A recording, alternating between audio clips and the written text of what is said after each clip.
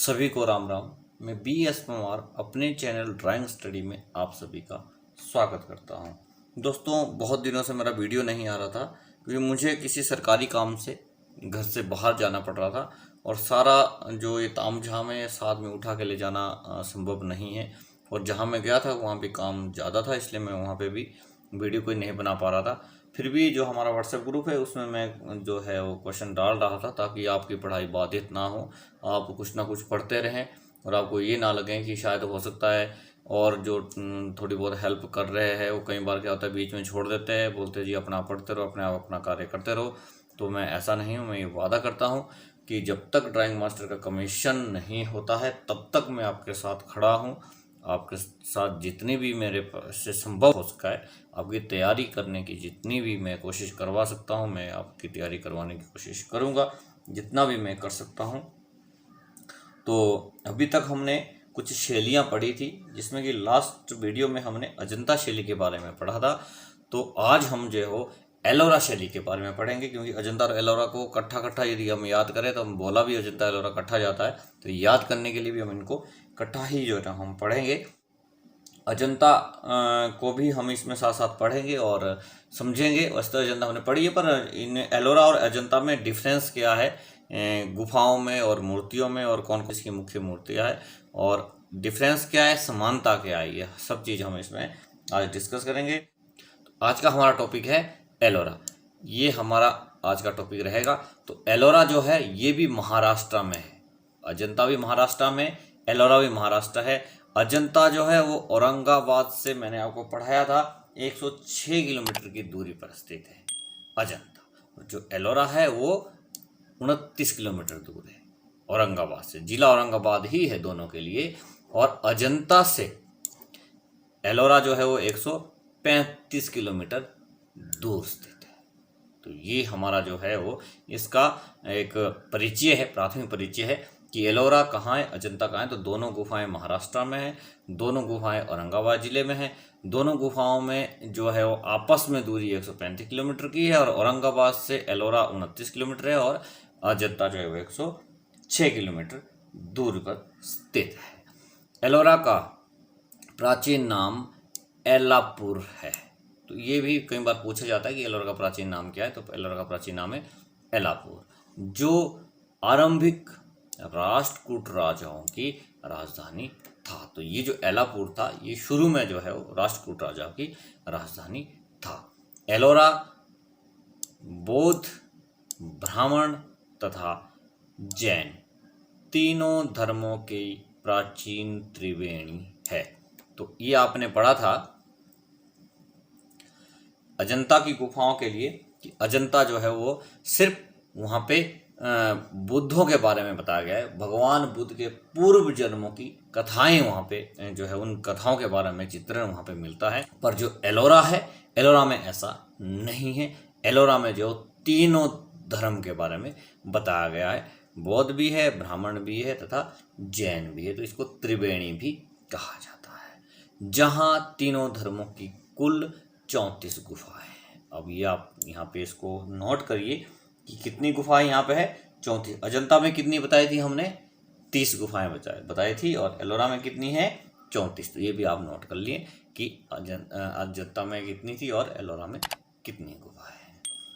ये आगे का थोड़ा ज़्यादा इंपॉर्टेंट है, इस पर आपने विशेष ध्यान देना है कि कौन कौन सी गुफाएं किस किस धर्म से संबंधित है और उनकी संख्या क्या है और उनका काल क्या है, किस काल में कार्य उसमें हुआ है। तो 3 चीज़ें याद रखनी। पहला कि कहाँ से किस नंबर तक की गुफा किस धर्म से संबंधित है, दूसरा उनकी संख्या कितनी, और तीसरा वो किस समय बनी है, उनका समय क्या रहा है। तो ये तीनों चीज़ें आपने डिस्कस करनी है। मैं तीनों चीज़ें आगे आपको इसमें पढ़ा रहा हूँ, समझा रहा हूँ, जिनमें से संख्या 1 से 12 जो है वो बौद्ध गुफाएं हैं। तो 1 से 12 कौन सी गुफाएं हैं जी, बौद्ध गुफाएं हैं। इनकी संख्या कितनी है, 12 है, क्योंकि 1 से 12 तक है तो 12 है।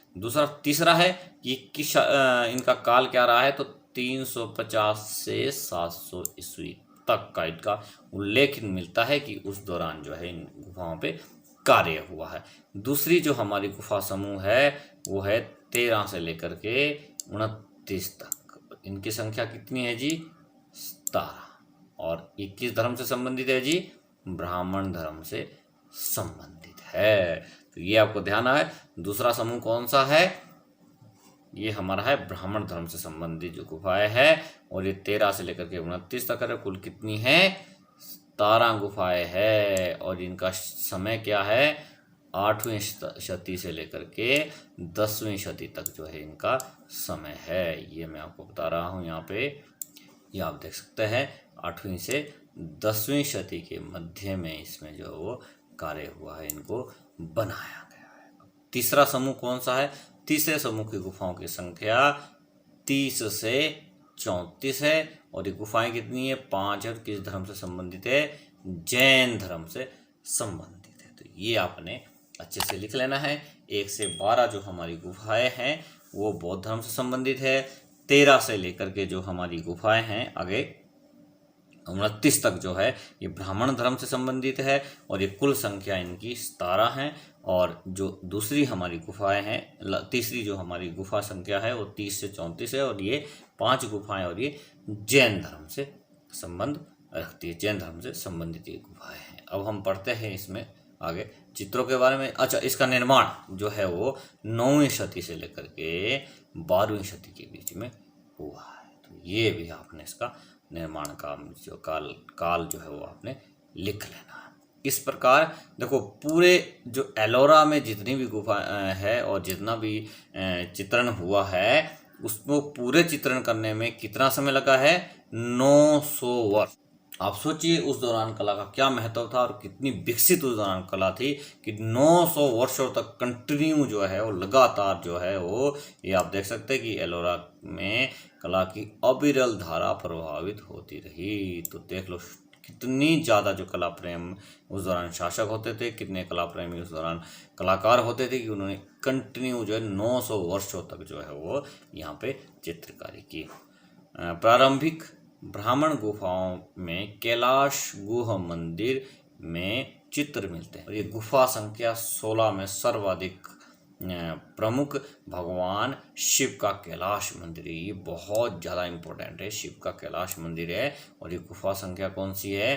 16। अब उलझना मत यहाँ पे, क्योंकि अजंता की भी गुफा गुफा नंबर 16 जो है वो फेमस है। वो किसके लिए फेमस है जी?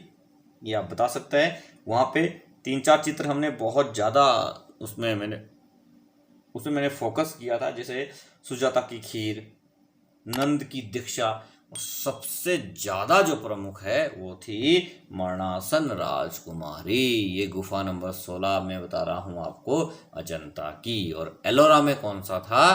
कैलाश मंदिर। अब कैलाश मंदिर यदि आ जाए तो आप ऐसा नहीं कहीं एलोरा अजंता वाला में ही एडजस्ट कर लें इसको। तो ये एलोरा में है कैलाश मंदिर जो है भगवान शिव का।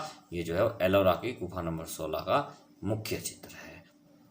इसके बाद इसका निर्माण राष्ट्रकूट शासक कृष्ण ने करवाया था। तो इनका जो ये भी पूछा जाता है कई बार कि किस राष्ट्र शासक ने कब ये करवाया था। तो जो राज्य था वो राष्ट्रकूट का उस दौरान था। राष्ट्रकूट राजा जो है वो कृष्ण ने करवाया था।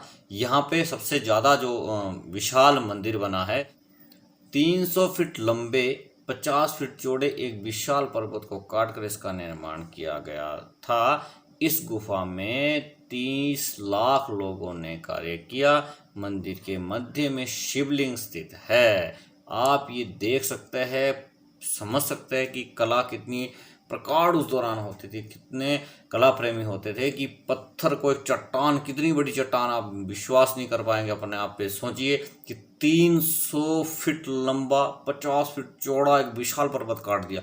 पर्वत को काटा हुआ है, ऐसे कुछ चिनाई करके नहीं मंदिर बना हुआ, पर्वत को काट के मंदिर बनाया गया है। और इसमें आदमी कितने लगे थे आप सोचिए, 30 लाख लोगों ने काम किया है। तो इतने आधुनिक अस्त्र शस्त्र या आधुनिक औजार तो नहीं थे कि एकदम जो ना वो मशीन लगा दी और काट दिया पर्वत और हो गया काम।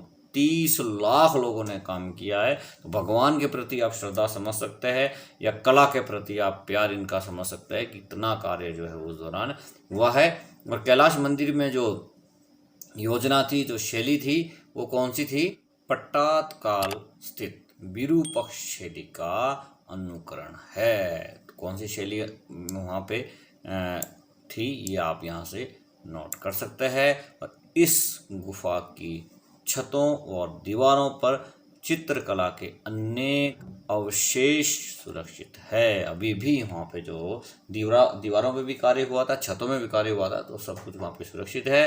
मंदिर के अंदर पौराणिक कथाओं के सुंदर चित्र तथा शिव पार्वती, नदी, महालक्ष्मी, इंद्र आदि की प्रतिमाएं हैं। वहाँ पे कौन कौन से चित्र बने हुए हैं और कौन कौन सी प्रतिमा है, तो शिव पार्वती की है, नदी की है, महालक्ष्मी, इंद्र आदि की जो प्रतिमाएं हैं वहाँ पे स्थित है। कैलाश मंदिर में एक और 14वीं गुफा रावण की खाई है तथा 21वीं गुफा रामेश्वर में मूर्तिकला के उत्कृष्ट उदाहरण है। तो ये भी आप नोट कर सकते हैं कि 14वीं गुफा रावण की खाई है और 21वीं गुफा में रामेश्वर नाम से एक मूर्ति बनी हुई है और ये बहुत अच्छी मूर्तियाँ बनी हुई है, उत्कृष्ट उदाहरण है ये मूर्तिकला के। इसके अतिरिक्त लंकेश्वर, इंद्रसभा तथा गणेश लैंड गुफाओं में चित्र अभी पर्याप्त सुरक्षित है। यहाँ पर चित्रों की 2 या 3 तह मीन्स पहले चित्र उकेरा गया था, उसके बाद कुछ समय बाद फिर दूसरे कलाकार आए तो उन्होंने फिर उसको उकेरा, तो अलग अलग तह उसकी बनी हुई है। आरंभिक चित्रों की तह 750 से 800 ईस्वी के मध्य की है। यहाँ पर चित्रों में गरुड़ पर आसीन वैष्णवी, सिंह पर बैठी देवी, अप्सराओं, विद्याधर, देवताओं तथा गंधर्वों के चित्र है। तो ये चित्र भी जो है वो एलोरा की गुफाओं में है। एलोरा के उत्तरी छोर पर जो 5 जैन गुफाएं हैं, ये आपने थोड़ा यहाँ पे ध्यान देना है कि किस गुफा में कौन सा चित्र जो है वो इम्पोर्टेंट है, तो ये पूछे जाते हैं। यहाँ पे इसमें सबसे प्रसिद्ध 32वीं गुफा है, इसमें इंद्र सभा। ये पूछा जाता है कि एलोरा की 32वीं गुफा में कौन सा चित्र है, या ये पूछा जाएगा कि इंद्र की सभा जो है वो कौन सी गुफा संख्या में है। तो ये पूछा जाएगा कि इंद्र की सभा कौन सी गुफा में है, तो 32वीं गुफा में। यदि ये पूछा जाएगा कि 32वीं गुफा का मुख्य चित्र कौन सा है, तो इंद्र की सभा के नाम से पुकारा जाता है। और 33वीं गुफा जो है, उस गुफा में एक चित्र बना हुआ है जगन्नाथ सभा का। तो इंद्र सभा और जगन्नाथ सभा जो है, ये दोनों सभाओं को पूछा जाता है। इंद्र की जो सभा है वो गुफा संख्या 32 में है और जगन्नाथ की जो सभा है वो गुफा संख्या 33 में। तो ये आपने विशेष ध्यान देना है। कैलाश का जो मंदिर है वो कौन सी गुफा में है, वो गुफा संख्या 16 में, ये आपको मैं पहले बता चुका हूँ। और इंद्र सभा जो है वो 32 में है, जगन्नाथ सभा जो है वो 33 में है, इसमें बनी हुई है। तो ये इसके मुख्य भाग थे जो मैंने आपको निशान लगवा के करवा दिए हैं। इनको आप अपने इसमें लिख लेना है कि 3 तरह की जो गुफाएं हैं, मतलब बांटी हुई है 3 धर्मों में, तो कौन कौन से धर्म है, कौन कौन सी संख्याओं में वो बने हुए हैं, उनकी कुल संख्या कितनी है और कब कब ये बनी है। और जैसे ये 16 नंबर की आ जाता है और आपका 32 है, 33 है, ये प्रश्न जो है वो पूछे जाते हैं। तो ये आपने नोट कर लेने हैं। अगली वीडियो में मैं आपको इसी के MCQ करवा दूंगा एलोरा के, तो बने रहिए चैनल के साथ। जो नए हैं वो चैनल को सब्सक्राइब कर दें, बेल की घंटी को दबा दें और ऑल पर क्लिक करें ताकि अगली नोटिफिकेशन आपको जो है सबसे पहले मिल सके। Thanks for watching my channel drawing.